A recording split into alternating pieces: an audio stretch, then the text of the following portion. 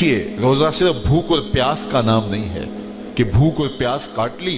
اور ہم روزے دار ہیں۔ روزہ تو ہمیں ان امور سے بھی منع کر دیتا ہے جو عام زندگی میں ہمارے لیے مشروع اور جائز ہے، صرف کھانے پینے سے نہیں۔ روزہ تو ہمارے لیے ایک تربیت ہے، ہمارے لیے ایک ٹریننگ ہے۔ وہ امور جو مشروع تھے ہمارے لیے، کھانا ہمارے لیے مشروع تھا، طیب طاہر حلال کھانا اور حلال اور پاکیزہ مشروع، لیکن رمضان کے اوقات روزہ میں ہم نہیں لیتے، اس لیے کہ ہمارے رب نے ہمیں اس سے منع کیا ہوا ہے۔ آپ کو کوئی حالت روزہ میں مائے زمزم بھی پیش کرے تو آپ اس کو نہیں لیں گے، آپ کہیں گے کہ نہیں میں افطاری کے لیے رکھ لیتا ہوں لیکن اب نہیں لے سکتا اس لیے کہ میں روزے سے ہوں۔ مدینہ تو رسول صلی اللہ علیہ وسلم کی کھجوریں آپ کو کوئی پیش کرے تو آپ ان کھجوروں کو نہیں لیں گے، آپ کہیں گے میں افطار کے لیے رکھ لیتا ہوں لیکن اب نہیں لے سکتا، میں روزے سے ہوں۔ تو شہر حبیب کی متبرک کھجوریں ہوں یا مکہ المکرمہ کے اس چشمہ نور کا منور اور مقدس پانی ہو تو وہ بھی آپ نہیں لیتے ہیں، اور وہ کھجوریں بھی آپ نہیں لیتے ہیں جو مشروع متبرک اور پاکیزہ چیزیں ہیں۔ روزے میں تو ان سے بھی آپ رک گئے، اور جو چیزیں ویسے ہی حرام ہیں اور ناپسندیدہ ہے پھر ان سے کیوں نہیں رکیں گے؟ دیکھیے جھوٹ تو پہلے ہی حرام ہے، آپ روزے سے نہ ہوں پھر بھی حرام ہے۔ غیبت تو پہلے ہی حرام ہے، گالی گلوچ سب و شتم تو پہلے ہی حرام ہے، کسی کو اذیت پہنچانا، کسی پہ ظلم کرنا، رشوت لینا، کسی کا ناجائز کسی کا ناحق مال کھانا، کسی کو آزار دینا، تکلیف پہنچانا، بد نگاہی کرنا، یہ وہ جرائم ہیں جو کہ روزہ نہ ہو پھر بھی ہمارے اوپر حرام ہے، ہمیں ان سے روکا گیا ہے، منع کیا گیا ہے۔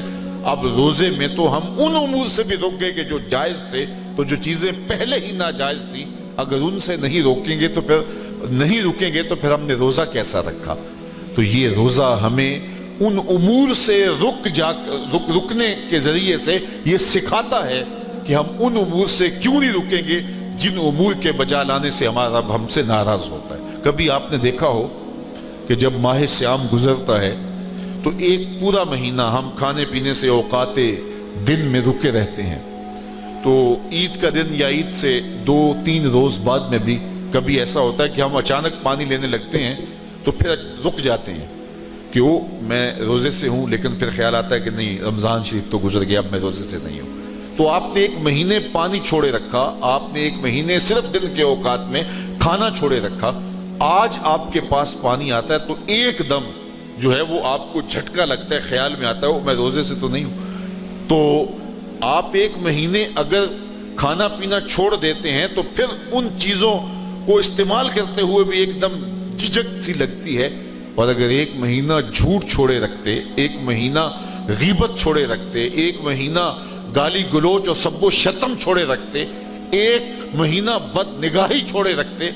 تو پھر کیا بد نگاہی سے بچنے کی عادت نہ پڑ جاتی؟ کیا جھوٹ سے بچنے کی عادت نہ پڑ جاتی؟ تو ایک موسم تھا ہمارے لیے ایک ٹریننگ، اور ہمارے لیے جو ہے وہ تربیت نفس کا ایک ذریعہ تھا روزہ، لیکن ہم نے صرف بھوک اور پیاس کاٹی اور ان امور سے اپنے آپ کو باز نہ رکھا تو پھر ہم نے روزہ رکھا ہی نہیں۔ حضور کا فرمان سنیے جو صحیح بخاری میں ہے، من لم یدع قول الزور والعمل به فلیس للہ حاجۃ فی ان یدع طعامہ وشرابہ۔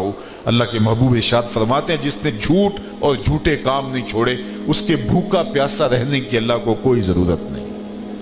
تو اللہ تعالیٰ جل شانہ کی جانب سے جو ہمارے اوپر روزہ مشروع ہوا ہے اس کے آداب کی رعایت کے ساتھ ہم روزہ رکھیں۔ کان کا روزہ بھی ہے، آنکھوں کا روزہ بھی ہے، زبان کا روزہ بھی ہے، دیگر اعضاء بدنیہ کا روزہ بھی ہے۔ تو جب ہم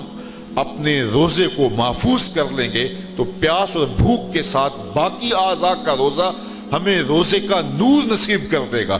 لیکن جب ہم صرف بھوک اور پیاس کاٹیں گے باقی طرز زندگی ماضی کی طرح رہے گا تو پھر پورا مہینہ گزر جائے گا، ہم جہاں کھڑے تھے وہیں کے وہیں ہوں گے۔ اس لیے ہمیں روزے کو اس کے آداب کی رعایت کے ساتھ رکھنا چاہیے۔ تو اللہ کے محبوب کا فرمان پھر سن لیجئے، ارشاد کیا کہ